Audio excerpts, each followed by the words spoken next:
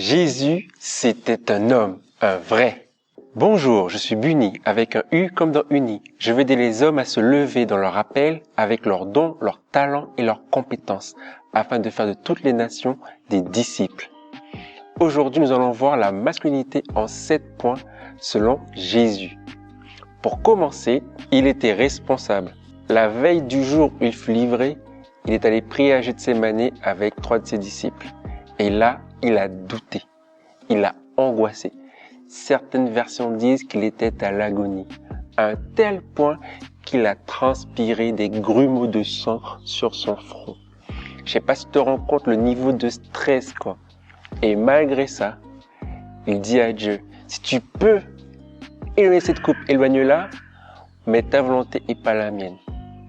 Et là, il va jusqu'au bout. Il est responsable. Il sait pourquoi il est venu sur terre et pourquoi il doit aller jusqu'au bout. Il prend ses responsabilités malgré le stress, malgré le doute, malgré l'angoisse, malgré l'agonie. Il va jusqu'au bout. Point numéro 2, il avait un travail. Dans la culture juive, le travail manuel est très bien vu. C'est pourquoi son père sur terre, Joseph, a dû le former très tôt, vers 15-16 ans, à devenir charpentier. Il était connu comme étant le fils du charpentier. Et donc Jésus, on peut dire sûr de 17 à 30 ans, il travaille en tant que charpentier. Et donc, en tant qu'homme, il avait un travail qu'il utilisait, qu'il faisait de ses mains. Donc vraiment, c'est le deuxième point par rapport à la masculinité selon Jésus. Point numéro 3, il était bien bâti en tant que charpentier.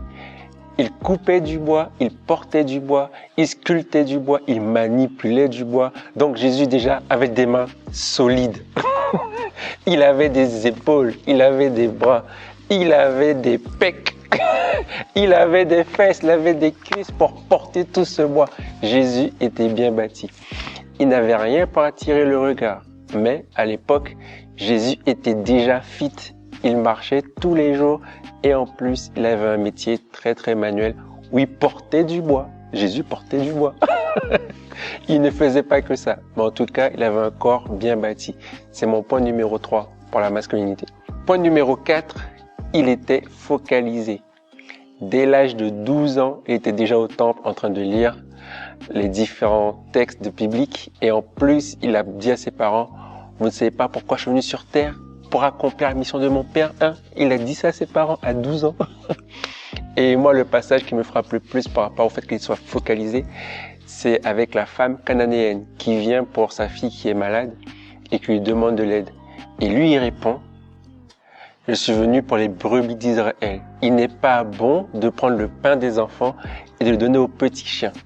Et rappelle-toi que Jésus n'a jamais péché. Ok? Donc quand il dit ça à la femme, il la respecte. Je sais pas comment ça se passe, mais il la respecte.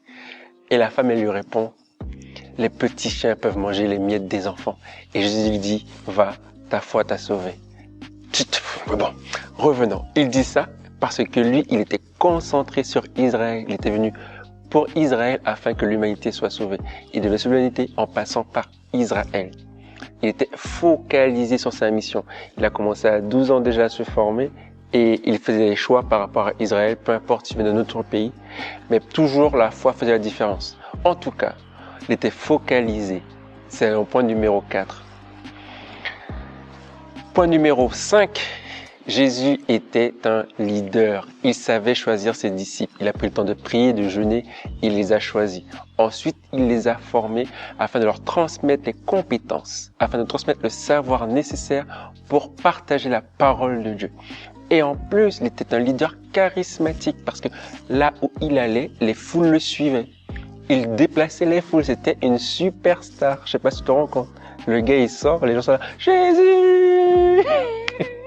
Jésus!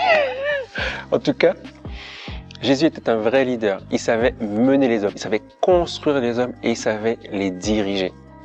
C'est le point numéro 5. Point numéro 6. Jésus, il valorisait les femmes. Et oui, c'est un point important dans la masculinité selon Jésus. Il prenait le temps de valoriser la femme. Un exemple très concret, c'est par rapport à Marthe et Marie, quand il est chez elle, sur l'une des 3 fois. Eh bien, il y a Marie qui reste à ses pieds pour écouter l'enseignement, en fait. Et c'est très, très rare à l'époque. Non, pas très rare. C'était peu courant que les femmes aient accès à l'enseignement par rapport à un maître qui l'enseignait dans la synagogue. Donc, le fait que Jésus fasse ça, il montrait combien il valorisait la femme et le fait qu'elle soit enseignée au même niveau que l'homme par rapport à la parole. Ça, c'est un premier point par rapport à la valorisation. Par rapport aussi à la femme adultère. À l'époque, elle devait être lapidée. Tu as trompé, tu es tué. Mais Jésus, il est intervenu. Il a rappelé à tout le monde que tous ont péché et donc il fallait pardonner. Il l'a protégée en fait. C'était quelque chose de jamais vu à l'époque. Et vous avez pu voir la réaction des hommes à ce moment-là, qui étaient prêts avec leurs pierres et tout. Et un autre exemple encore par rapport au fait qu'il valorisait la femme, ce sont les femmes qui géraient ses finances durant son ministère.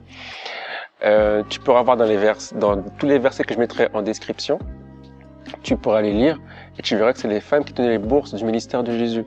Donc Jésus vraiment il mettait en avant les femmes dans une époque où c'était pas facile de le faire. Ça faisait vraiment partie de comment Jésus voulait témoigner qu'un homme agisse envers la femme. C'était vraiment un point important de sa masculinité. Et pour finir, point numéro 7, Jésus exprimait ses sentiments.